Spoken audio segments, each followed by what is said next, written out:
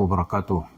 Para pemirsa, sekarang ini seperti kita ketahui, Yusuf Mansur dan tim kuasa hukumnya sedang kasak kusuk di Mahkamah Agung agar kasasinya bisa dimenangkan kembali.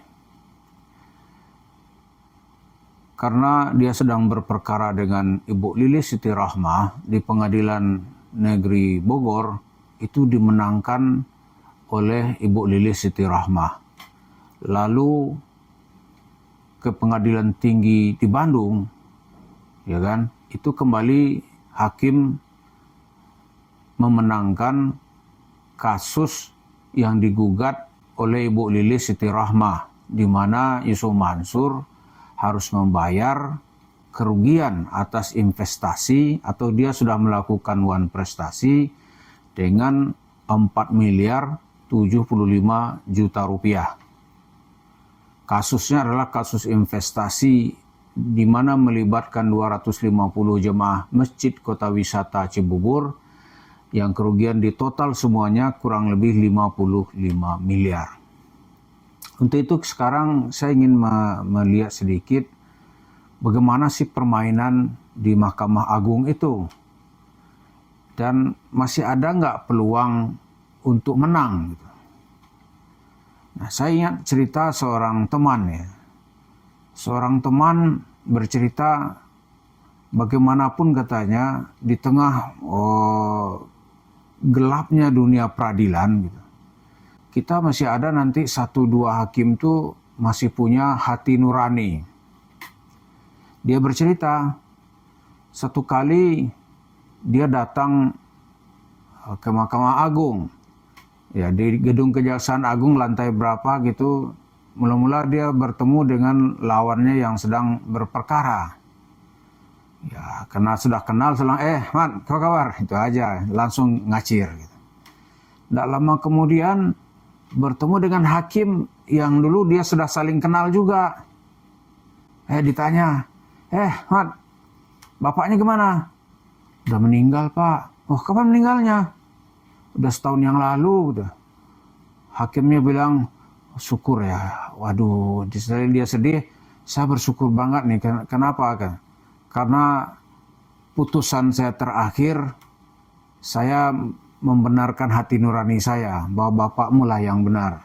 Maka diketoknya palu, akhirnya perkara itu dimenangkan di Mahkamah Agung dan itu sudah bersifat ingkrah, tidak bisa lagi dipersoalkan gitu atau digugat. Akhirnya bapaknya keluar dari penjara, dibebaskan dari segala tuntutan dan dinyatakan bahwa dialah yang berhak atas kuasa tambang batu bara, khususnya ketika itu dia sedang berperkara dalam soal batu bara. Padahal kata hakim itu, ini saya nanti mudah-mudahan ini menjadi amal saya di akhirat, gitu katanya, amal di akhirat. Kenapa? Karena sebelum itu kamu mungkin ketemu tadi ya, katanya, ketemu Pak. Itu udah menyodorkan ke saya cek kosong, silakan saya isi. Kalau saya isi saat itu, katanya, terserah saya, karena perkaranya ini kan besar ini. Kandungan batu bara itu sangat hebat gitu. Sekarang aja kasusnya belum selesai, dia menagih pihak yang sana gitu kan. Itu siap dengan ya 10 triliun lah. Tapi mereka nggak mau. Itu sedang terus-menerus dipersoalkan. Gitu. Akhirnya hakimnya bilang, ya mudah-mudahan itu jadi amal saya nanti di akhirat. Nah teman ini Syekh Ahmad, ya kami semua nanti jadi saksi Pak, bahwa Pak sudah berpihak kepada kebenaran. Ya amin. Coba kalau Bapak mau kalah terus dia meninggal, saya minta maaf ke siapa gitu. Di akhirat gimana nanti? Tapi senangnya saya setelah memenangkan dia, lalu dia dipanggil oleh Allah. Ada lagi kasus yang kedua ya. Ini contoh bagaimana dunia peradilan. Kalau gugat-gugat seperti itu. Ada mungkin pemirsa juga masih ingat, kita sekarang perkaranya juga sedang disidangkan, yaitu Ronald Tanur di Pengadilan negeri di Surabaya. Kasusnya adalah kasus pembunuhan, ya kan? Kasus pembunuhan terhadap seorang perempuan yang bernama Dini Sera Afrianti. Oleh hakim Surantarno oleh jaksa Surantarno mula-mula dituntut 12 tahun. Tapi oleh hakim dibebaskan. Pembunuhan loh, bebas. Sampai Mahkamah Agung dia dibebaskan. Lalu 3 hakim ini kemudian ditangkap oleh jaksa karena dituduh menerima gratifikasi gitu. Uang suap lah ya. Yang jumlahnya ya di atas 1 miliar. Coba yang tadi 12 tahun bebas. Ada lagi kasus ketiga. Kasus Harvey Muiz. Harvey Muiz suami seorang artis. Kasusnya yang dituduhkan itu tadinya itu merugikan negara. Itu dalam pemberitaan kita dengar itu 300 triliun. Korupsi lah ya. Mula-mula divonis hakim itu 6,5 tahun. Jaksa menuntut 12 tahun. Sebenarnya dari tuntutan jaksa dan keputusan hakim itu sudah logik lah gitu. Karena lebih dari separuh. Ada logiknya gitu. Kalaupun ada tuntutan nanti paling ya sampai 60-70% dari tuntutan jaksa diperkenankan oleh hakim dianggap itu sebagai suatu yang lumrah di pengadilan. Coba 300 triliun dihukumnya 6,5 tahun. Akhirnya Presiden Prabowo sampai turun tangan. Ini orang ini harus dihukum 50 tahun. Maka perkaranya oleh jaksa kemudian diajukan banding lalu divonis 20 tahun.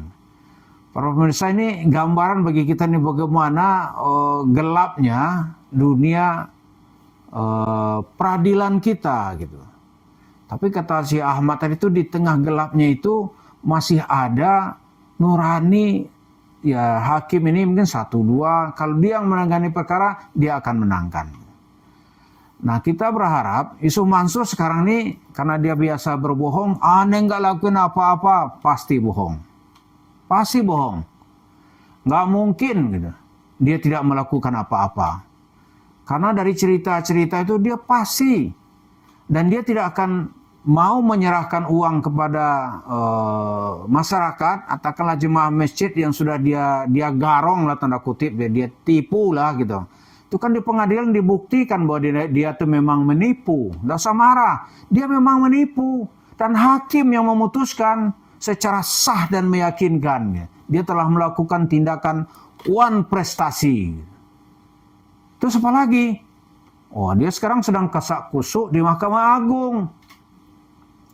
Nah, jadi cerita Ahmad tadi itu, ya memang ada yang kasak kusuk itu di situ. Karena di Mahkamah Agung itu tidak lagi persidangan dengan memanggil dua pihak yang bersengketa, gitu. Tapi hanya memeriksa apakah keputusan pengadilan negeri di Bogor tadi itu sudah benar. Lalu apakah keputusan yang dikuatkan oleh pengadilan tinggi Bandung itu sudah benar. Itu aja. Nah disinilah orang main kasak kusuk. Gitu. Jadi kita bukan mau memfitnah. Itu yang terjadi di Surabaya misalnya tuh. Kan ada rentetannya tuh.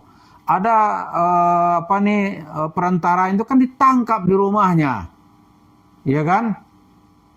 Ditangkap di rumahnya, mafia yang memainkan kasus-kasus hukum, menyuap hakim, membayar pengacara, kan ditangkap di rumahnya. Uang yang ditemukan ketika itu hampir 1 triliun kalau dirupiahkan, gitu. Terus apa ini nggak ada? Terus dalam kasus Harvey Muiz misalnya nih. Bagaimana hukum dari 6,5 tahun bisa naik menjadi 20 tahun. Lalu kasus Mansur itu pengecualian gitu. Nggak mungkin. Jadi kita berharap sekarang ini hati nurani seorang hakim. Mudah-mudahan dia ditangani oleh hakim yang bertanya kepada hati nuraninya. Nah biasanya dalam kasus begini Mansur tuh mendekati bahasa agama. Dosa lu Pak Hakim, misalnya gitu kan, lu Ustadz lu hukum, ini aneh benar. Nah hakim kadang-kadang dihibur-hibur sama dia dan diancam-ancam dengan bahasa agama itu kadang bisa merubah keputusannya.